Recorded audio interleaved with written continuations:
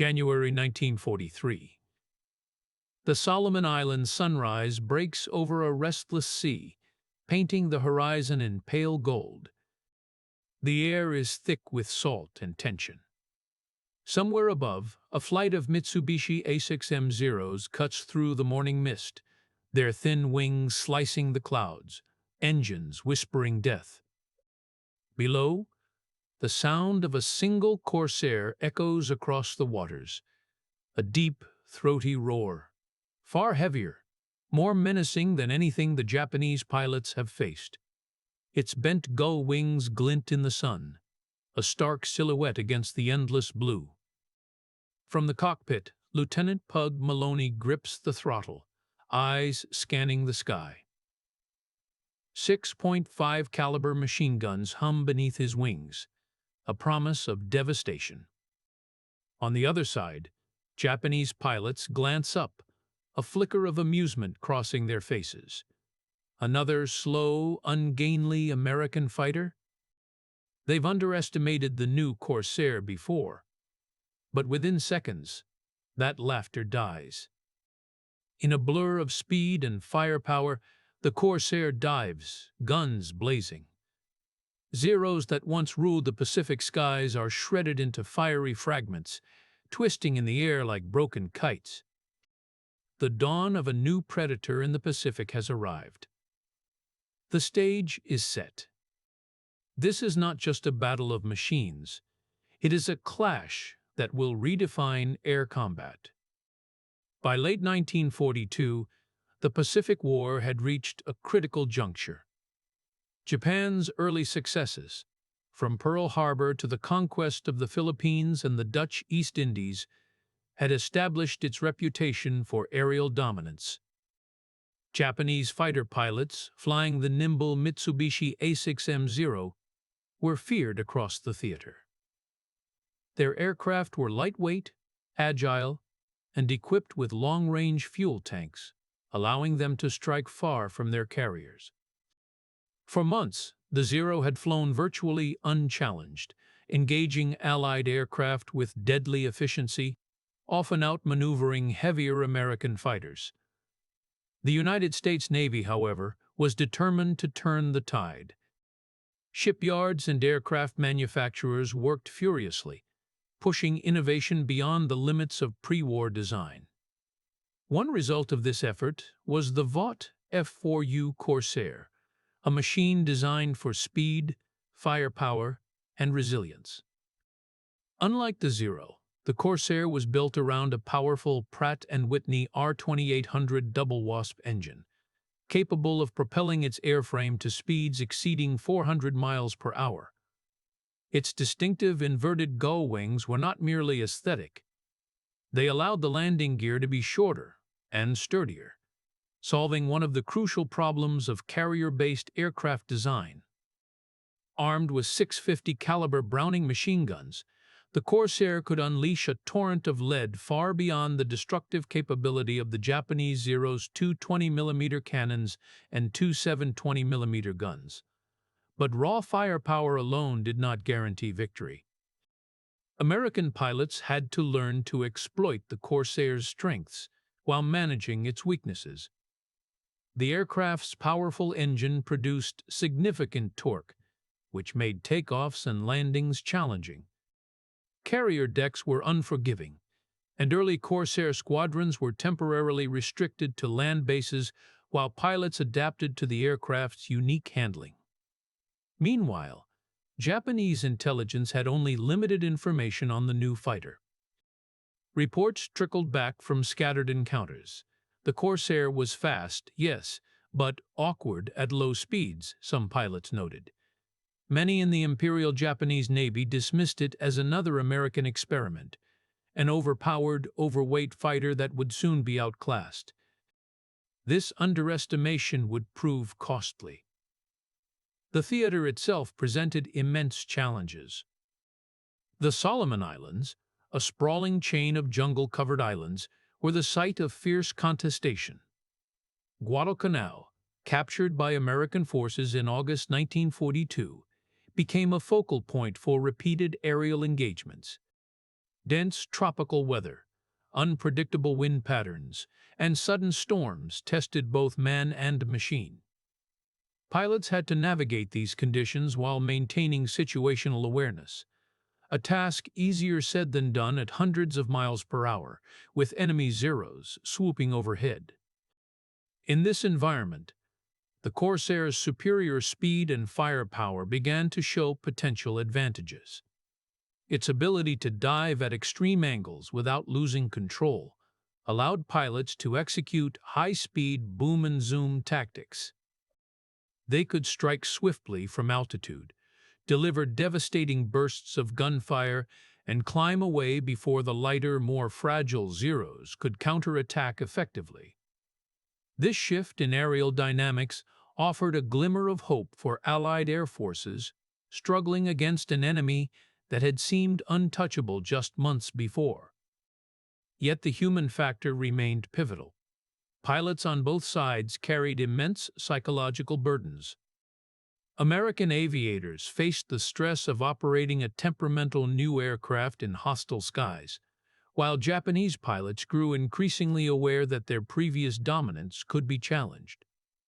The stage was being set for confrontations that would not only test machines but also the courage, skill, and intuition of those who flew them.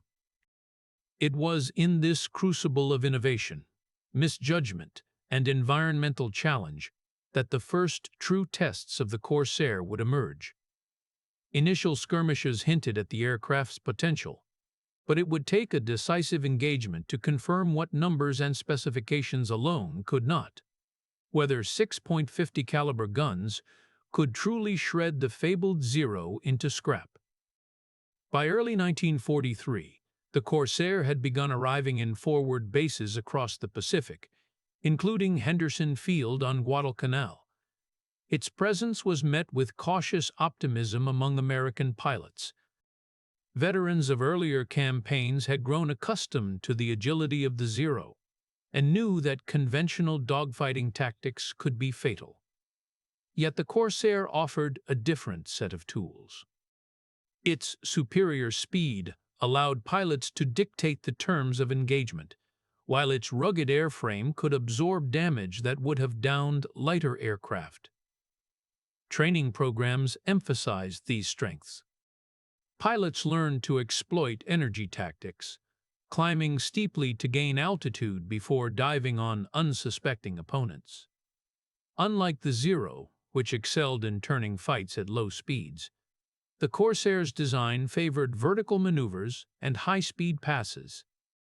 American commanders stressed patience and discipline, instructing pilots not to become entangled in protracted turning battles with the Japanese. Each sortie required constant calculation: how fast to dive, when to fire, and how to preserve enough energy for a safe climb out. Early combat missions revealed the human cost of these lessons. On one March morning, a squadron of Corsairs intercepted a flight of Zeros patrolling near the Russell Islands. Initial encounters were chaotic. Inexperienced pilots struggled with the aircraft's torque, some overshooting their targets, others falling behind the formation. Yet even in these imperfect engagements, the Corsair's advantages became apparent. Bursts of 50 caliber fire, carefully aimed from above or behind, tore through Zero fuselages. Observers noted with astonishment how fragile the seemingly invincible Japanese fighters were under concentrated firepower. Japanese tactics, meanwhile, began to adapt. Pilots soon realized that the Corsair was no ordinary opponent. Their traditional turn-and-burn methods, which had overwhelmed Allied aircraft like the F-4F Wildcat, were less effective. Zeros attempted to chase Corsairs into turning battles, only to find themselves outpaced in dives and struggling to follow in climbs. The disparity in firepower further amplified these difficulties. While a Zero required multiple hits to inflict critical damage on a Corsair, a single well-placed burst from 650 caliber guns could rip a Zero apart in seconds. carrier operations added another layer of complexity. Early Corsair deployments from carriers faced high accident rates during takeoffs and landings. The aircraft's long nose obstructed forward visibility, and its powerful engine made it prone to bouncing or veering on deck. This delayed full-scale carrier integration until late 1943. In the meantime, land-based squadrons bore the brunt of proving the aircraft's capabilities. Pilots stationed on Guadalcanal, Espiritu Santo, and other islands had to master these challenges while facing near-daily aerial engagements, often over hostile territory. Yet the Corsair's presence had an undeniable psychological effect.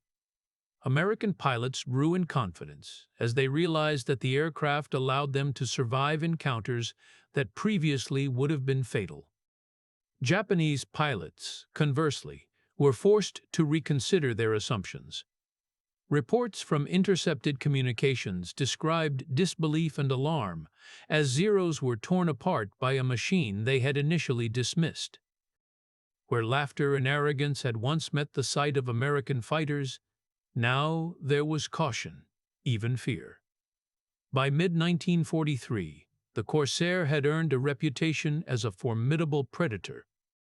It had not yet rewritten the entire air war in the Pacific, but it had proven one essential fact. The balance of power in the skies was no longer one-sided. The combination of superior speed, firepower, and pilot adaptation meant that the legendary dominance of the Zero could be challenged, sometimes decisively. These early encounters set the stage for what would become the defining moments of the Corsair's combat history. Moments where the aircraft's design and the skill of its pilots converged in deadly efficiency. In the cockpit of a Corsair, every moment was a test of nerves. Lieutenant George Kirkland, flying over the Solomon Islands, recalled the strange mix of exhilaration and terror that defined early missions. The aircraft's raw power offered a sense of invincibility, yet the stakes were ever present. A single misjudged maneuver could send the fighter spiraling into the jungle canopy below, or leave it vulnerable to a well-aimed burst from a Zero. Pilots had to trust not only their own skill, but the engineering marvel beneath them. Fear and adrenaline shaped every action. A pilot climbing to intercept enemy aircraft could see the ocean spread below like a vast, indifferent canvas, and know that survival depended on precise timing, quick reflexes, and the coordination of squadron mates. Corsair crews developed an acute awareness of enemy behavior, learning to anticipate the Zero's instinctive turns and dives. Each sortie forged bonds between men and machine, creating a synergy that would prove decisive in combat.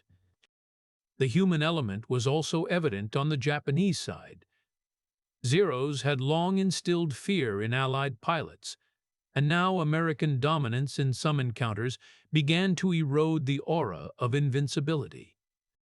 Reports from captured pilots noted the shock and disbelief when Zeros were destroyed in moments by concentrated fire.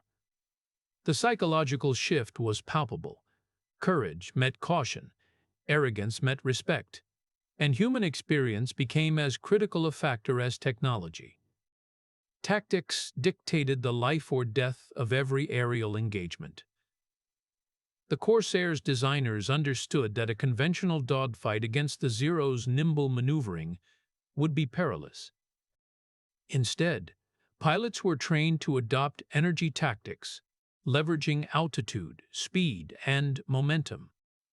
The boom and zoom maneuver became standard. Climb to a superior height, dive upon the enemy, unleash a controlled burst from all 6.5T caliber guns, then climb out before the Zero could respond. This tactical evolution changed the rhythm of air combat. Where Zeros excelled in low-speed turning battles, the Corsair avoided entanglement and forced engagements on its own terms. Squadrons learned the importance of formation discipline. wingman support, and situational awareness. A pilot alone might fall victim to a single Zero, but coordinated attacks allowed groups of Corsairs to dominate larger numbers of opponents. Japanese pilots, accustomed to exploiting Allied errors in maneuvering, found these new tactics difficult to counter. Reports from the Imperial Japanese Navy noted frustration at encountering aircraft that refused to engage in predictable patterns. The tactical interplay became a chess match in the sky, each move demanding foresight, courage, and split-second judgment. The F4U Corsair represented a leap forward in fighter design. Its R2800 double Wasp engine generated nearly 2,000 horsepower, providing unprecedented speed and climb performance. The aircraft's rugged airframe allowed it to absorb damage that would have destroyed earlier fighters. Its inverted gull-wing configuration solved multiple engineering problems, enabling shorter, stronger landing gear and enhancing carrier compatibility. 6.5 caliber Browning machine guns offered overwhelming firepower. In tests and early encounters, a sustained burst from the Corsair could disintegrate a Zero's lightweight fuselage in seconds. Armor and self-sealing fuel tanks protected pilots in ways the Japanese fighters could not match, allowing Corsairs to survive hits that would have grounded a Zero. Even subtle innovations mattered. The cockpit offered improved visibility for tracking enemy aircraft, and the controls were calibrated for precision at high speeds. Pilots quickly realized that the Corsair was not just faster or stronger. It was an integrated system designed to exploit weaknesses in enemy aircraft while maximizing human performance. Technology and human skill intertwined to produce a lethal combination in the Pacific skies. These three angles, human, tactical, and technological, capture the immediate forces shaping early Corsair engagements. They reveal why the aircraft was more than metal and engines. It was a vehicle for courage, calculation, and innovation. The narrative now moves to the remaining angles: leadership decisions, enemy reactions, and the moral or psychological consequences of these encounters, which provide a complete perspective on the Corsair's role in the Pacific War. The effectiveness of the Corsair depended as much on leadership as on machine performance.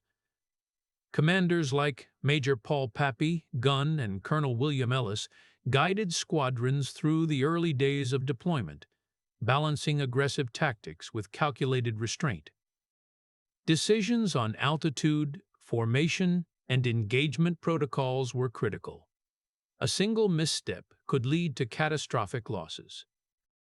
Leadership extended beyond strategy. It encompassed morale. Pilots often faced long patrols over open ocean, uncertain of what awaited them in the skies. Good leaders inspired confidence, setting clear expectations and instilling trust in both the aircraft and their squadron mates. Orders were simple but exacting. Exploit your strengths, avoid the Zero's turning game, and never underestimate the enemy.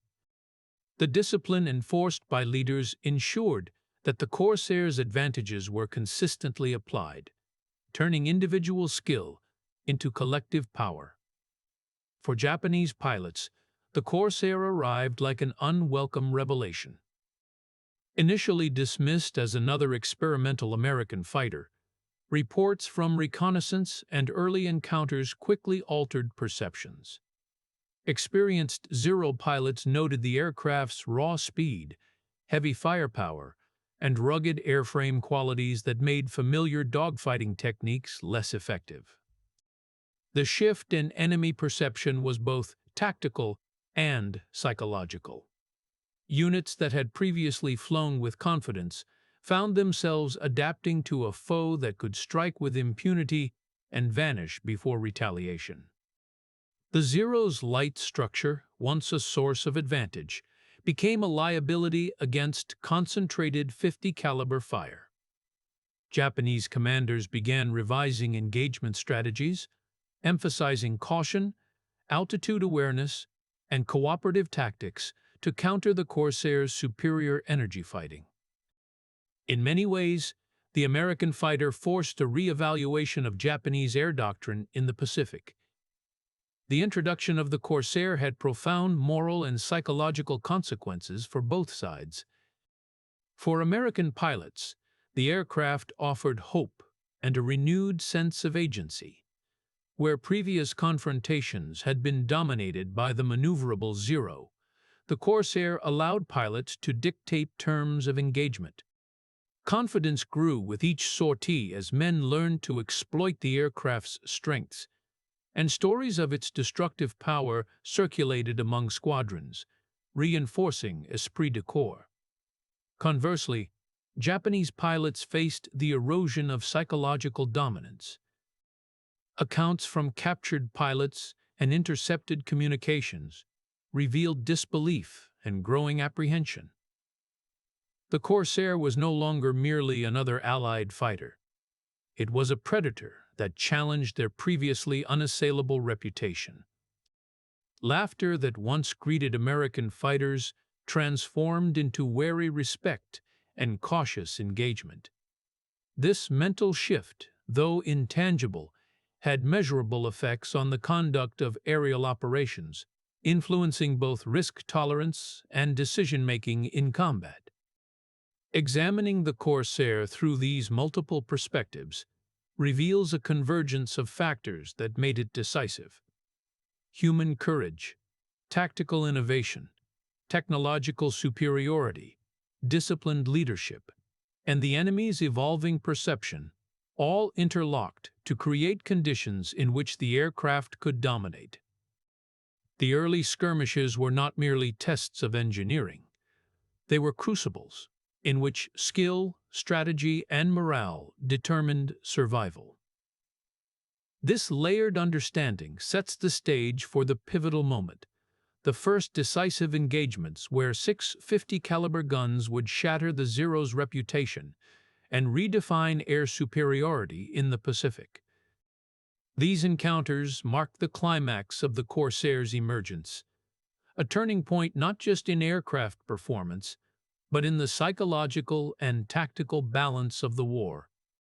It was March 24, 1943. Over the waters near Guadalcanal, the morning light glinted off waves that had already witnessed months of relentless conflict. From Henderson Field, a flight of 6 F4U Corsairs, led by Lieutenant Pug Maloney, prepared to intercept a patrol of Mitsubishi Zeros.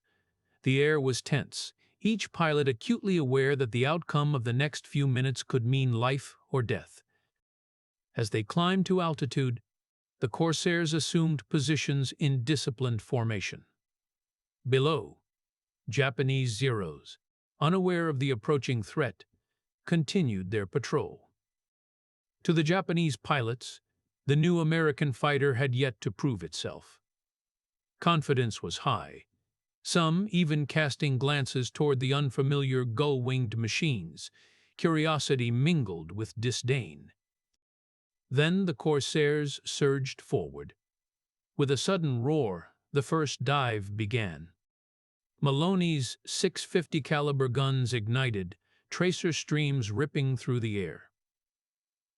The Zeros were caught off guard. In seconds, one was hit mid-wing, flames erupting along the fuselage. Another pilot attempted evasive maneuvers, but the Corsair's superior speed and climb rate allowed it to match every twist and dive. Within moments, 2 more Zeros were shredded, their pilots ejecting or plunging into the sea below. The engagement escalated into a controlled chaos. Despite being outnumbered, the Corsairs executed boom and zoom tactics flawlessly. Their dives were fast, precise, and lethal. Climbs were calculated to maintain energy advantage. Japanese pilots struggled to adjust, attempting to bring their famed turning ability to bear, only to find the Corsair's speed unassailable. Each burst of 50 caliber fire decimated the light structures of the Zeros, turning wings and fuselages into splintered debris. Lieutenant Maloney later recounted the surreal clarity of combat. Every decision, when to dive, when to fire, when to climb, was magnified by the stakes.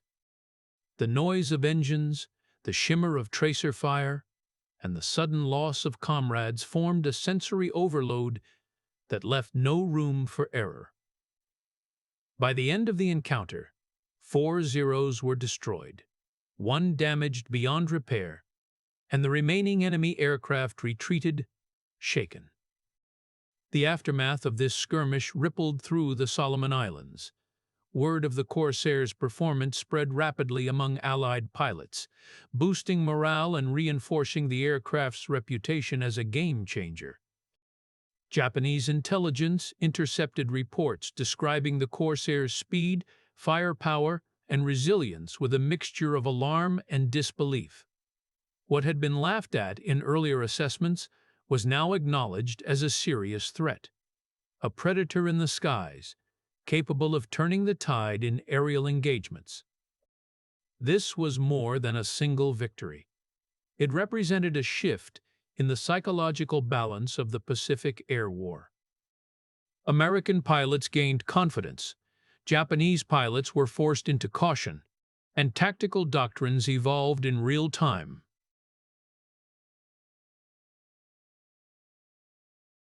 The engagement also revealed the importance of coordination. The flight's success was not the result of individual heroics alone, but precise teamwork. Wingmen covered blind spots, communicated through hand signals and brief radio bursts, and ensured that every maneuver was synchronized. The effectiveness of this coordination underscored a fundamental lesson of aerial combat. Technology could provide an advantage, but it was human skill and cohesion that determined victory. By mid-afternoon, the skies over Guadalcanal had quieted. Smoke from the downed Zeros drifted across the horizon, a stark contrast to the calm sea below. The Corsairs returned to base, engines still thundering, pilots exhilarated but aware that this was only the beginning. The first decisive clash had established a new standard, yet the Pacific War was far from over. More engagements awaited, each testing the limits of aircraft, tactics, and human endurance. The Corsair's moment in the sun had arrived, but the story was not complete. Battles would continue, stakes would rise, and pilots would be pushed to the edge of endurance.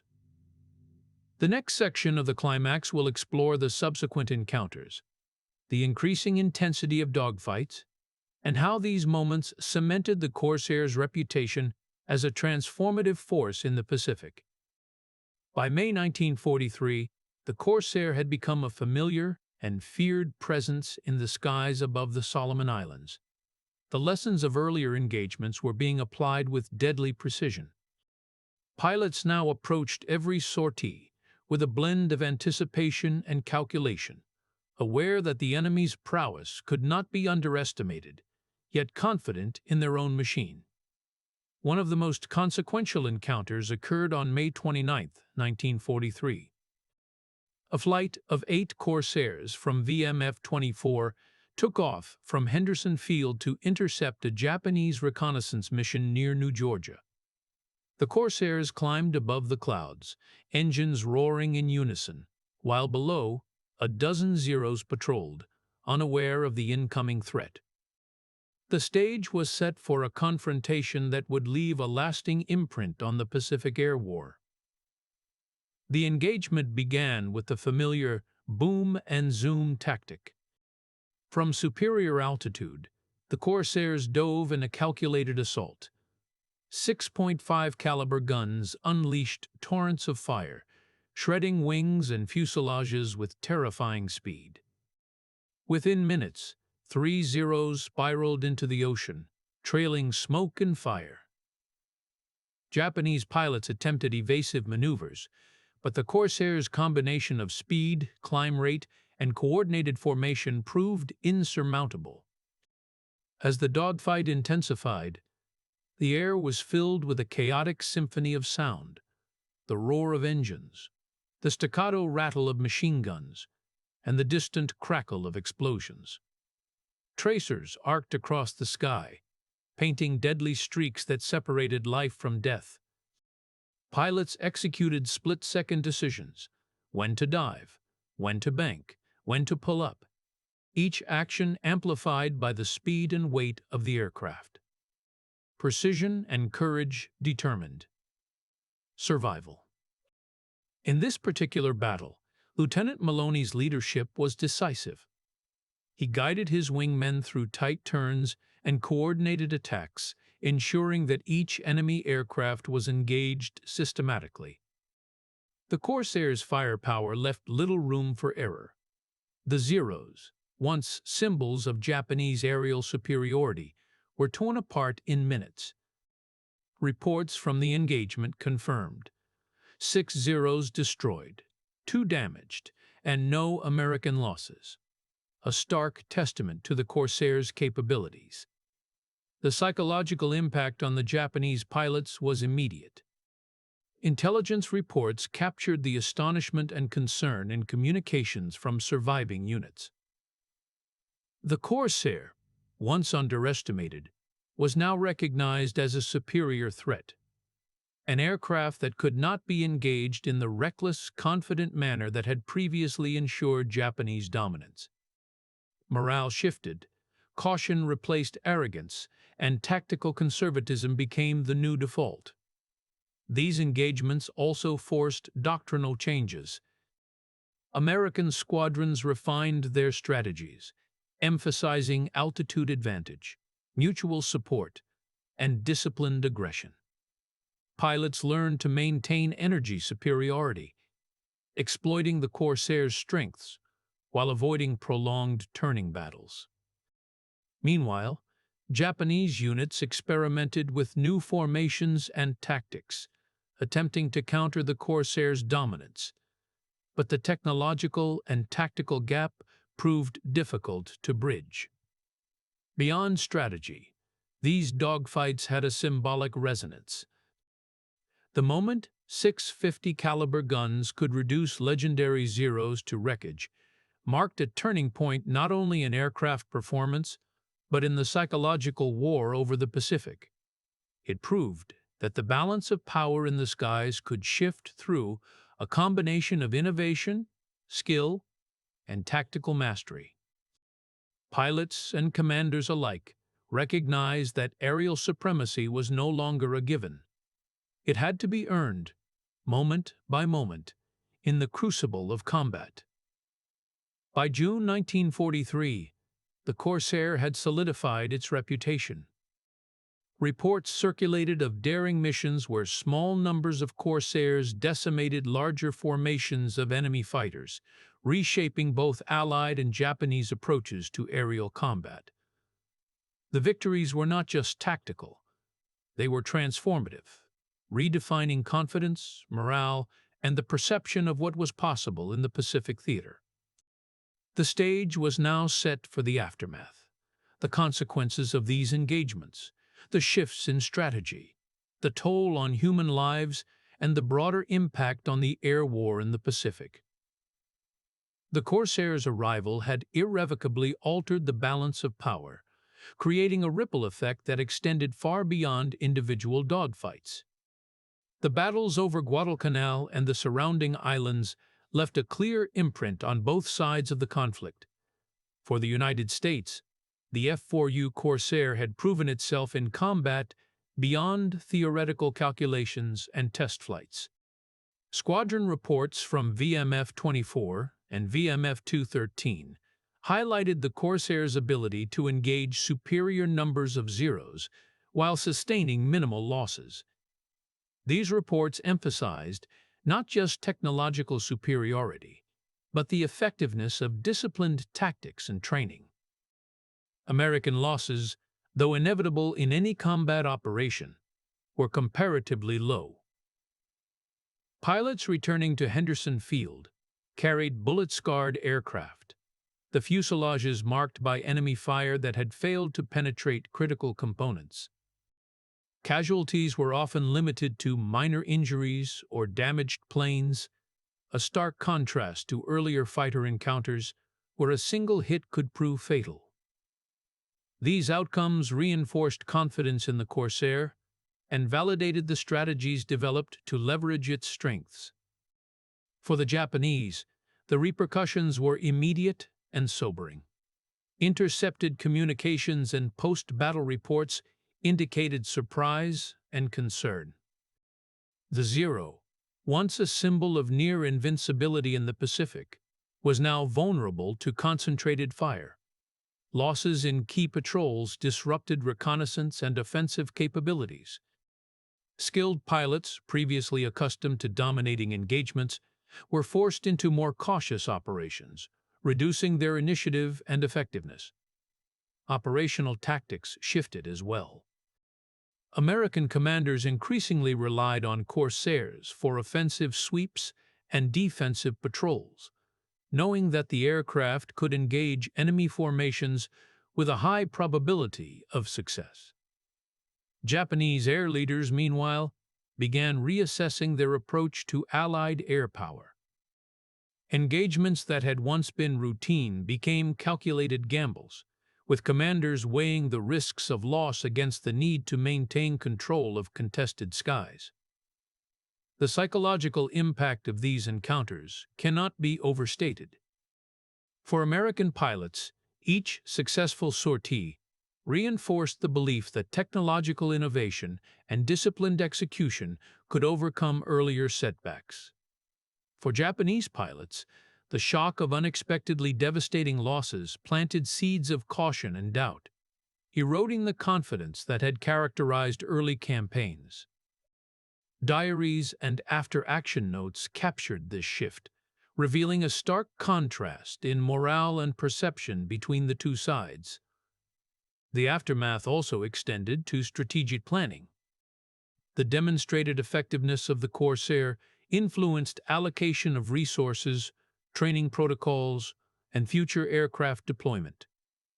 Commanders recognized that controlling the skies required not just numbers, but aircraft capable of exploiting weaknesses in enemy design and tactics.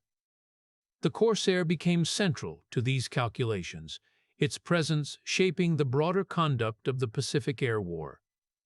By the end of these early campaigns, the Corsair had earned a reputation that extended beyond metrics of speed or firepower.